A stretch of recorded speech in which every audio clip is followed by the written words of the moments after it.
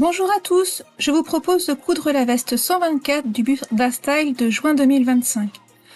Pour réaliser cette veste, j'ai utilisé une toile de coton à rayures de 392 grammes au mètre linéaire au prix de 8 € pour 3 mètres. Vive les soldes! De thermocollants, de fil polyester, d'aiguilles, épingles, ciseaux, crayons du magazine Burda de juin 2025, de papier de soie pour recopier le patron et de 14 boutons à riveter que j'ai achetés sur un vide-grenier, mais qui se sont révélés difficiles à poser sans les bonnes empreintes. Compte tenu que mon tissu est à grosses rayures, j'ai fait extrêmement attention au placement de mes pièces sur le patron. Je n'ai pas suivi le schéma de plan de coupe fourni par Burda. De plus, j'ai préféré couper la ceinture en un seul morceau. Au final, au lieu d'utiliser 2,70 m de tissu préconisé dans le magazine, je n'ai utilisé que 2 mètres de tissu, même si j'ai dû rajouter des morceaux. Mais ça, c'est les petites surprises des patrons Burda. Je commence par assembler les pièces numéros 21 et 22 et 22 et 23. Il s'agit des coutures verticales de devant de la veste. Les pièces sont toutes cousues à 1,5 cm de marge de couture.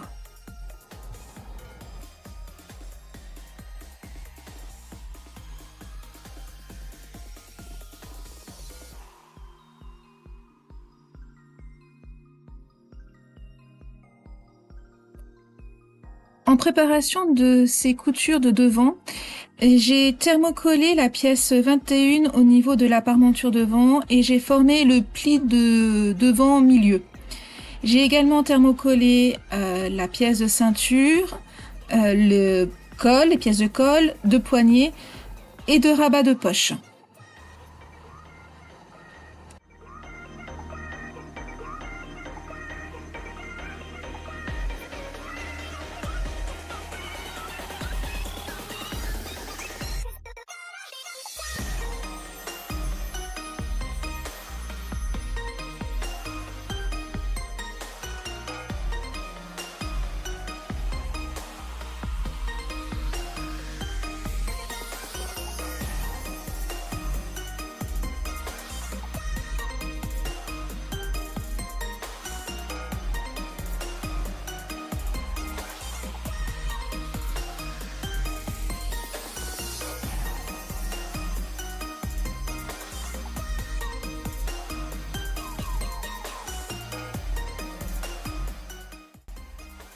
Une fois vos 3 devants cousus, pensez à réaliser le surfilage de vos coutures intérieures.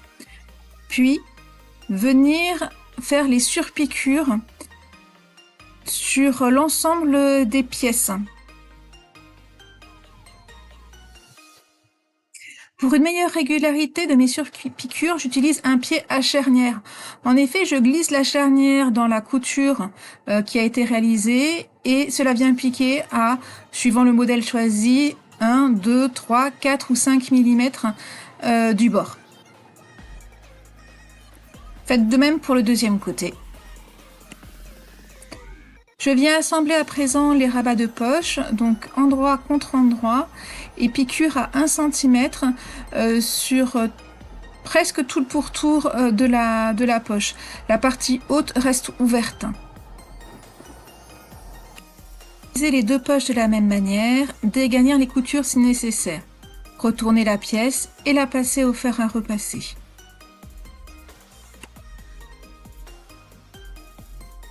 Venir faire une surpiqûre tout autour du rabat.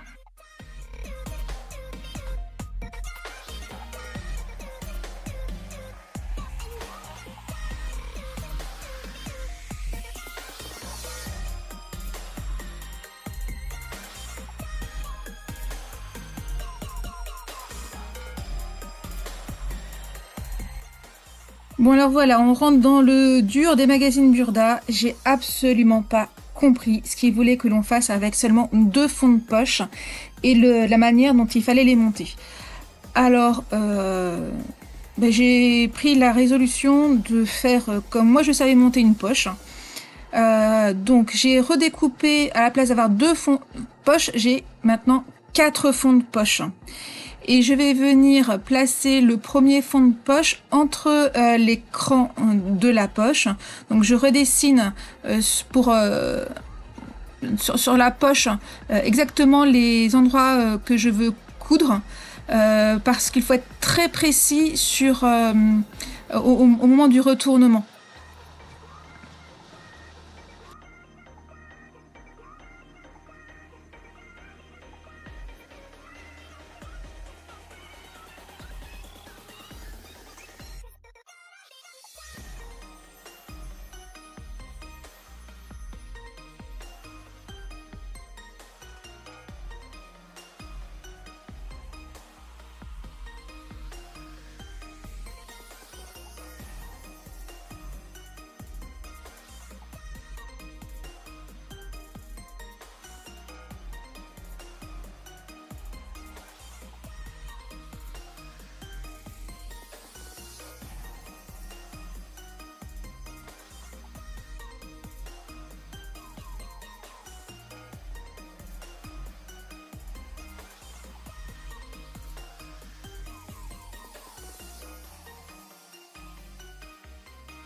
Je viens cranter dans les angles de mes coutures pour pouvoir retourner la poche sans qu'il y ait de gros bourrelets.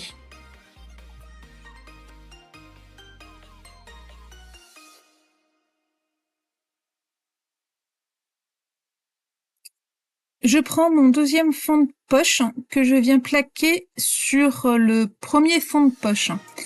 Et je vais venir coudre les deux pièces ensemble à 1 cm du bord. J'ai placé les pièces exactement sur les lignes de placement qui étaient indiquées par le magazine Burda.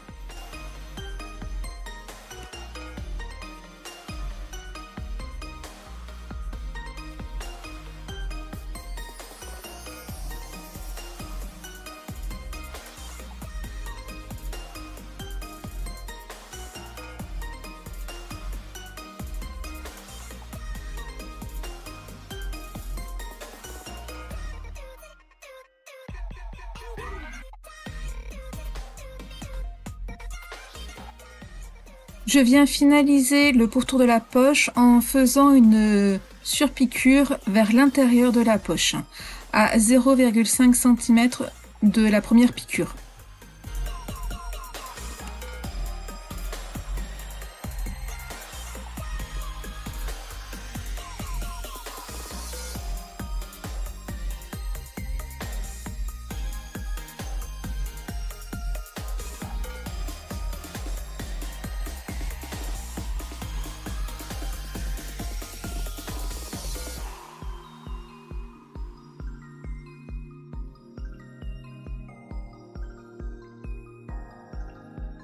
Je viens à présent positionner le rabat de poche et je le glace sur le haut de mon devant de veste, de façon à le faire bien coïncider au niveau des rayures.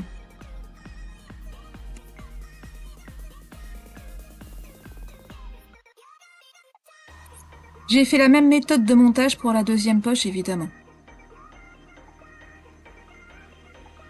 Après avoir plié la parmenture de devant-milieu de la veste, je suis venue placer en sandwich une pièce numéro 24, le devant de veste et une nouvelle pièce numéro 24. Et j'ai cousu toute la partie de jointure entre ces deux pièces au niveau du haut. Je suis venue ensuite coudre le retour de devant au niveau de la parmenture, sans prendre la parmenture de la pièce de la veste, uniquement des pièces 24 l'une avec l'autre. À la fin de la couture, je suis venue cranter l'angle pour pouvoir retourner ma pièce convenablement. Voici le résultat de la pièce qui vient d'être incrustée, devant et dos. Nous allons pouvoir passer ensuite à la réalisation de la surpiqûre du devant de la veste.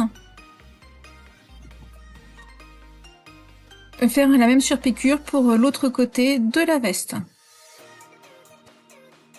Je viens à présent m'occuper de la partie dos et je viens assembler la pièce 25 qui est dans la pliure du tissu à la pièce 26, donc une de chaque côté de la pièce 25.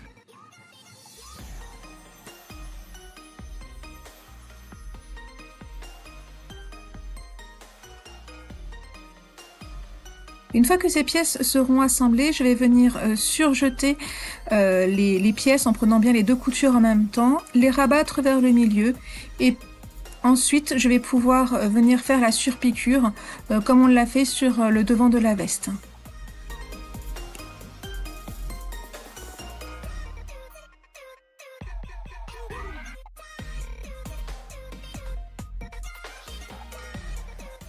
J'assemble à présent les deux pièces, les deux empiècements dos avec la partie dos. Pour faciliter le travail, je suis venue cranter mes milieux pour pouvoir les positionner les trois les uns sur les autres.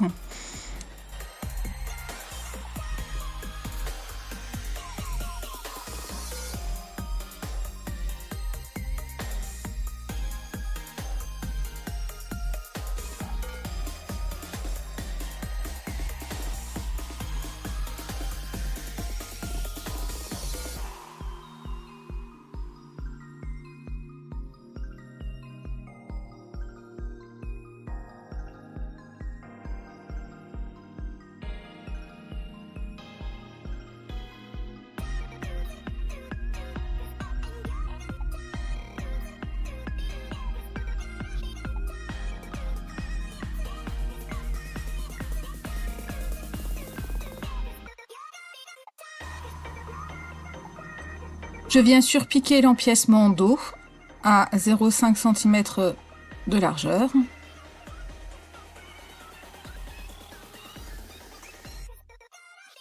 Je m'occupe maintenant de réaliser la piqûre des coutures d'épaule.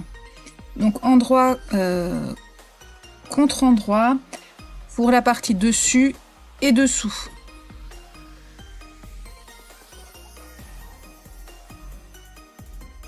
Pour la couture côté intérieur, pensez à bien repousser votre tissu sur le bord pour ne pas avoir à piquer les deux couches en même temps.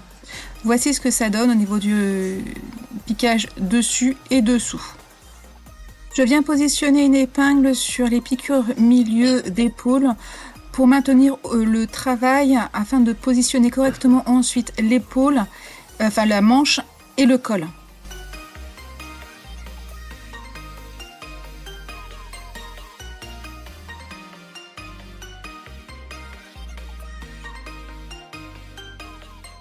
Passons au col à présent. J'ai entoilé les pièces 30 et 32 et maintenant je vais poser les pièces 31 et 32 l'une sur l'autre et venir coudre sur tout le pourtour. Vous remarquerez que la pièce 32 est légèrement plus grande que la pièce 31. En effet, pour pouvoir avoir un joli arrondi de col, il faut laisser une petite marge de couture supplémentaire sur la pièce du dessus de col, ce qui donne des jolis arrondis de tombant de col. À la fin de la couture, venir dégarnir le contour du col en ne laissant que 0,5 cm de largeur de couture. Passer au fer pour aplatir au maximum le col et ajuster l'arrondi. Venez faire une piqûre de glaçage dans le bas du col, cela fixera les valeurs de couture dans l'arrondi. Donc là vous voyez, je fais exprès de replier légèrement le col pour que l'arrondi se forme.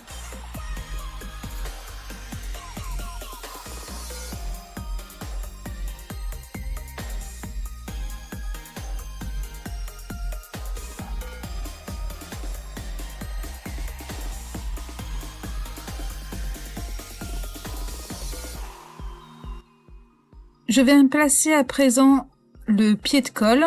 Je commence par positionner milieu sur milieu et je mets le col en sandwich dans le pied de col.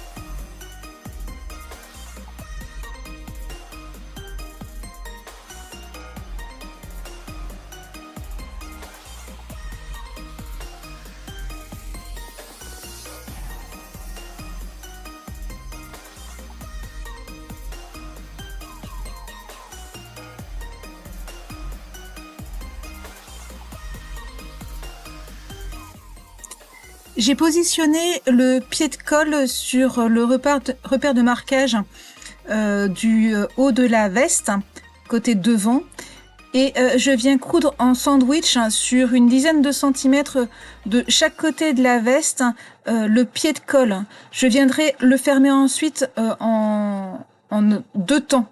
Mais le faire en un temps sur les 10 premiers centimètres permet d'avoir de plus jolies finitions.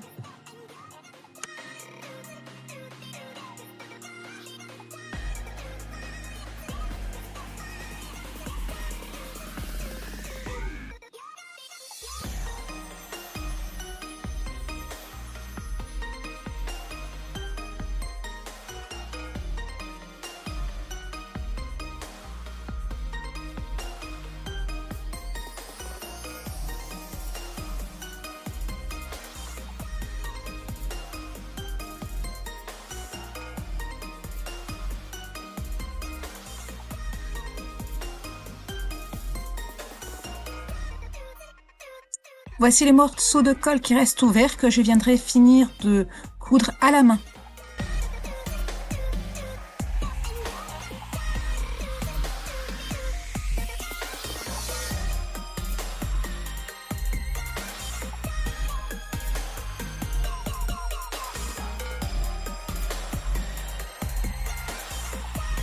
J'en profite pour faire ressortir mes angles de parmenture devant.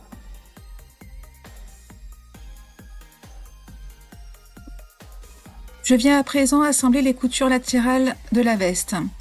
Le même procédé pour les 2 côtés comme d'habitude. Une fois les coutures assemblées, je viens surjeter dans les marges, puis faire la surpiqûre des côtés en envoyant la surpiqûre du côté dos.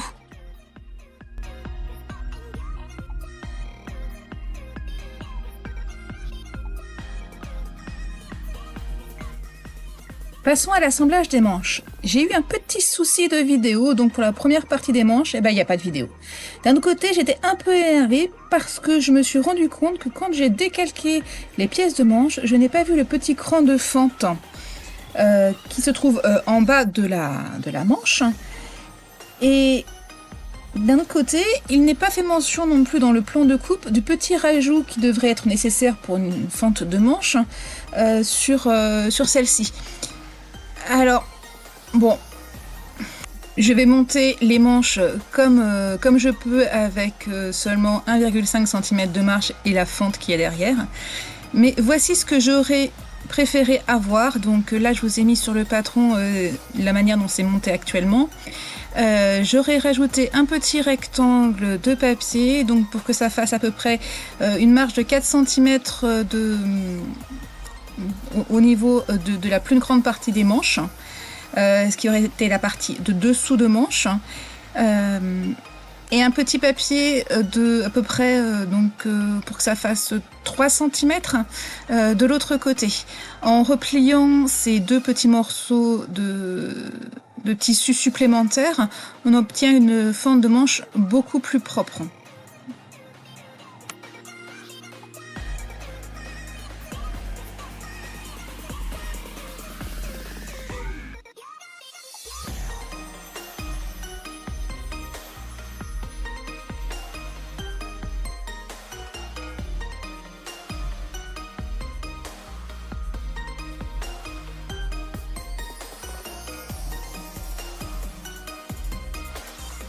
Commencez par assembler la manche du côté où il n'y a pas la fente, puis venir faire la surpiqûre sur le côté pour que ça tombe sur l'intérieur de la manche.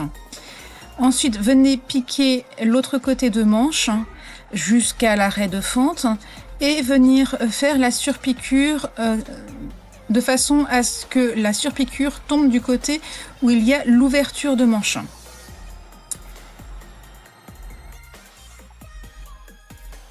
C'est pas très évident parce que il faut faire la couture de l'intérieur de la manche.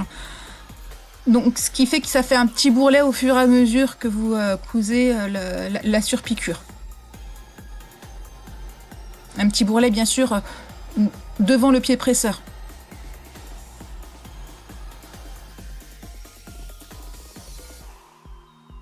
Donc voici la manche avec les marges de couture à 1,5 cm au niveau de la fente de manche.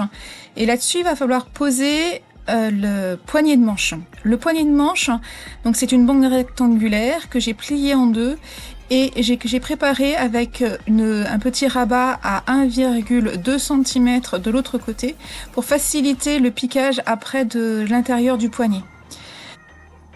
Je commence à piquer bord à bord les deux pièces.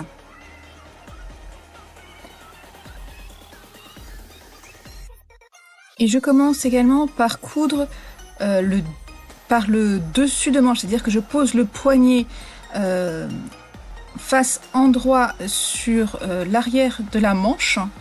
Et comme ça, mon retour va se faire sur le devant de manche.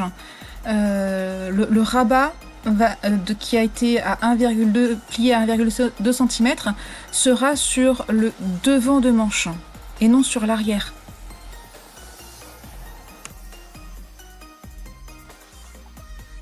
Je viens replier les bords du poignet en faisant attention à mon pli de 1,2 cm qui doit venir se placer juste un petit peu en dessous de la couture. Et comme ça, je vais avoir un très joli angle en fin de couture.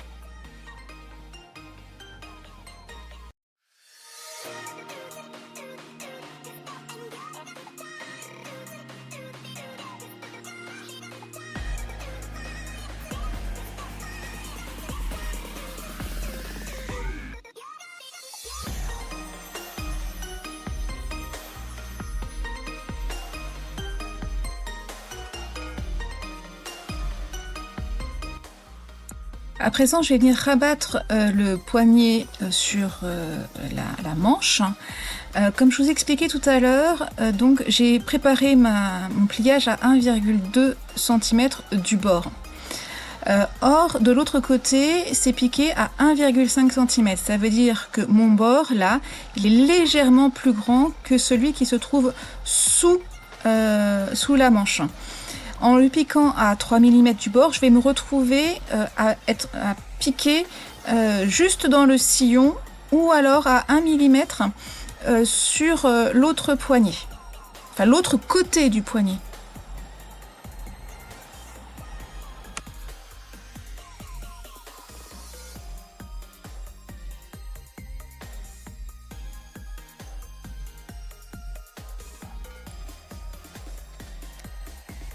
Une fois que je serai au bout de mon poignet, je vais revenir sur mon bas de manche au niveau de la fente et réaliser une surpiqûre de la même largeur que la surpiqûre qu'il y a eu tout le long de la manche pour finaliser la couture et bien maintenir les marges de couture dans le bon sens.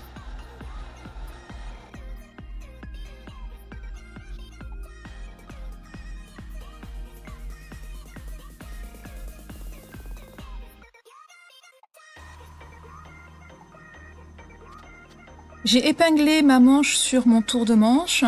J'ai bien positionné cran sur cran mon milieu de manche bas et le cran de milieu d'épaule.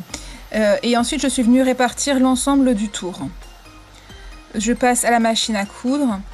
J'ai par habitude d'avoir des marges de couture au niveau des emmanchures de seulement 1 cm. C'est plus pratique et ça donne moins de fripé, c'est plus facile à coudre que des marges de 1,5 cm.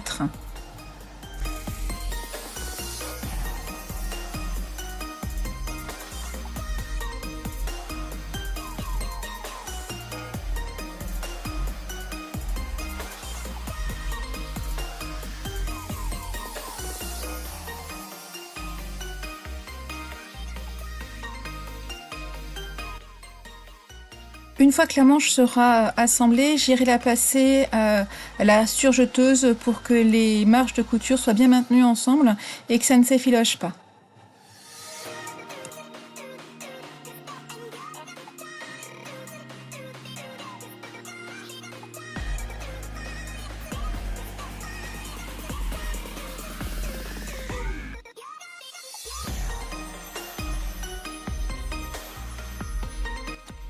On s'occupe à présent des pattes qui iront sur la ceinture. Elles ont été thermocollées. Je les plie en deux et je viens coudre sur une extrémité et sur la longueur. Pour un meilleur rendu de la pâte, j'ai décidé de plier en deux finalement la pâte et de venir faire un angle au bout, enfin une petite pointe, plutôt qu'un rectangle. Là, je viens assembler la ceinture au bas de la veste. Pareil, j'ai plié en deux la ceinture et j'ai pas oublié de faire un petit rabat de 1,2 cm sur le haut de la ceinture qui me permettra ensuite de venir la coudre plus facilement de l'autre côté.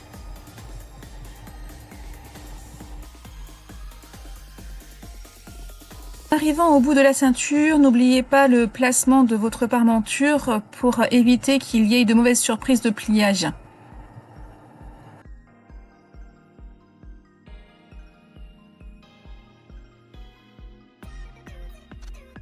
Formez à présent les angles de fin de ceinture.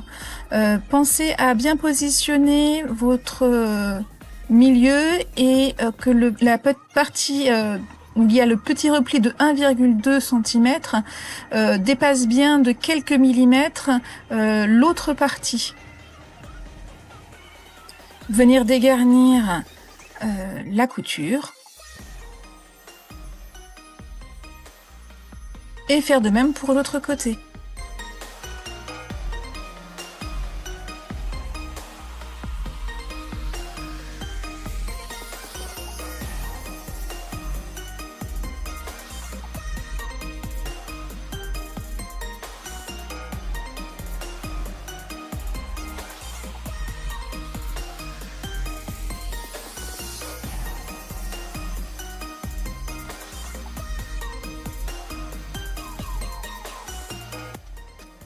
Une fois que la ceinture a été retournée, venir la piquer à 3 mm du bord pour réaliser la surpiqûre.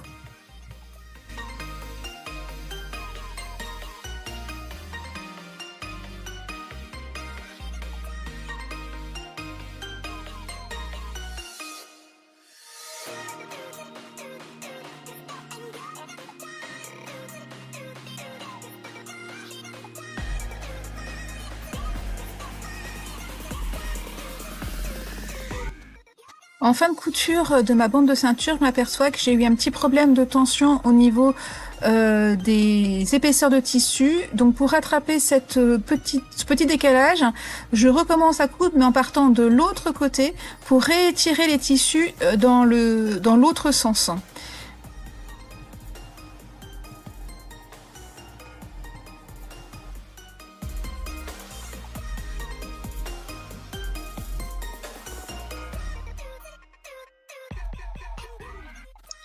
Je viens maintenant poser les pattes de ceinture sur la ceinture.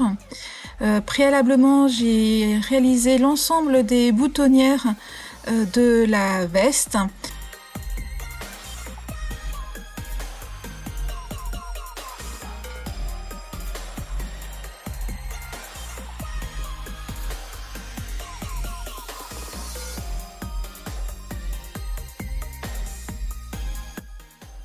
Bon, vient maintenant le moment de poser les fameux boutons à rifter que j'ai chinés sur un vide-grenier.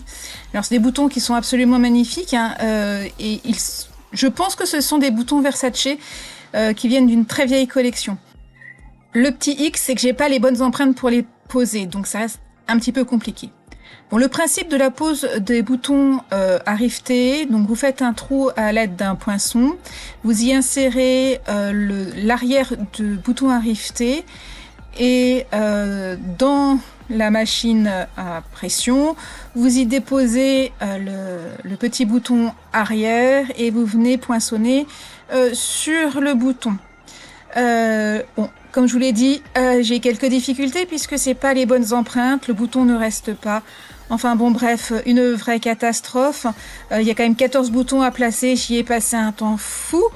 Et puis, bah, j'en ai mis plein à la poubelle, des boutons. Bon, voilà, c'est comme ça.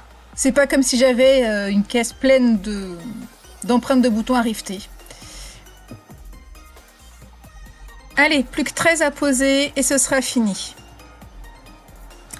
Voici la veste finie posée sur le mannequin. Donc les 14 boutons riftés ont été posés. C'est une veste qui a un coût de revient à peu près à 12 € pour toute la veste. J'espère que cette vidéo vous a plu et je vous dis à très bientôt sur une prochaine vidéo.